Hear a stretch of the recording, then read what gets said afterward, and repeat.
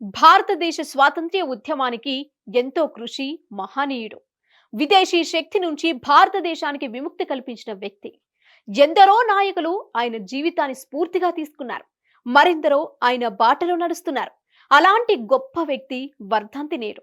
అలాంటి వ్యక్తిని తలుచుకుంటూ ఆయన గురించి కొన్ని విషయాలను తెలుసుకుందాం.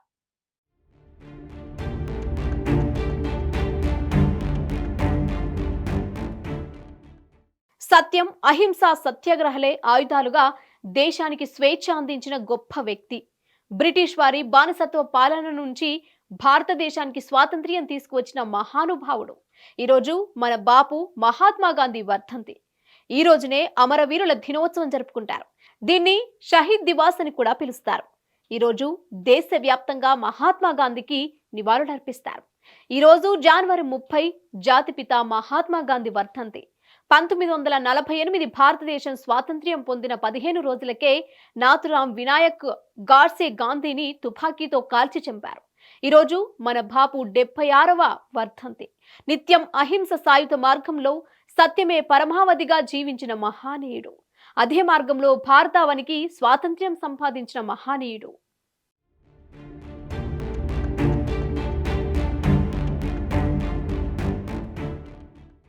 మోహన్ దాస్ కరమ్చంద్ గాంధీ 1869 అక్టోబర్ 2న జన్మించారు. ఆయన చిన్న వయసులోనే అంటే 13వ ఏటనే పెద్దలు కస్తూర్బానే బాలికతో వివాహం జరిపించారు.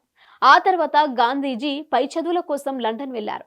అక్కడ న్యాయ విద్యను పూర్తి చేసుకున్న గాంధీ 1983 సౌత్ ఆఫ్రికాలోని ఇండియన్ మార్చెంట్లో తరపున కేసును వాదించడానికి వెళ్లారు. అక్కడే కొన్ని సంవత్సరాలున్నారు. మొదటిసారి గాంధీజీ సౌత్ ఆఫ్రికాలోని పౌర హక్కుల పోరాటంలో అహింసా మార్గంలో నడవాలని అహింస అనే పదాన్ని ఉపయోగించారు. గాంధీజీ భారత స్వాతంత్ర్యానికి తన జీవితాన్ని అంకితం చేశారు. అంతేకాదు, అంటరానితనం, పేదరికానికి వ్యతిరేకంగా పోరాడారు. సత్యం, అహింస మార్గంలో నడిచిన ఈ ప్రఖ్యాత న్యాయవాది. ఇక ఆ తర్వాత 1915లో తిరిగి భారత్ వచ్చిన గాంధీ బ్రిటిష్ వలస పాలనకు వ్యతిరేకంగా సత్యాగ్రహం, అహింసా ఉద్యమాలను ప్రారంభించాడు. ఇది ప్రజలందరినీ ఆకట్టుకునేలా చేసింది. అంతేకాదు, భారత స్వాతంత్ర్యానికి ముఖ్యమైన పాత్ర పోషించింది. మహిళా హక్కుల కోసం పోరాడిన గొప్ప న్యాయవాది కూడా మహాత్మా గాంధీ.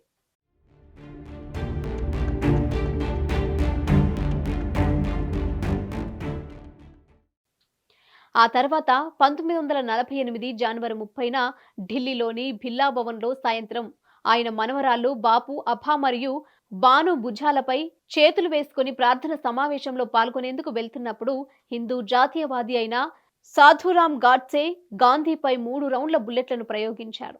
దీంతో బాపు ఛాతిలోకి 3 బుల్లెట్లు తగిలి మరణించారు. అప్పటి నుంచి ఆయన వర్ధంతిని అమరవీరుల దినోత్సవంగా జరుపుకోవడం మొదలుపెట్టారు.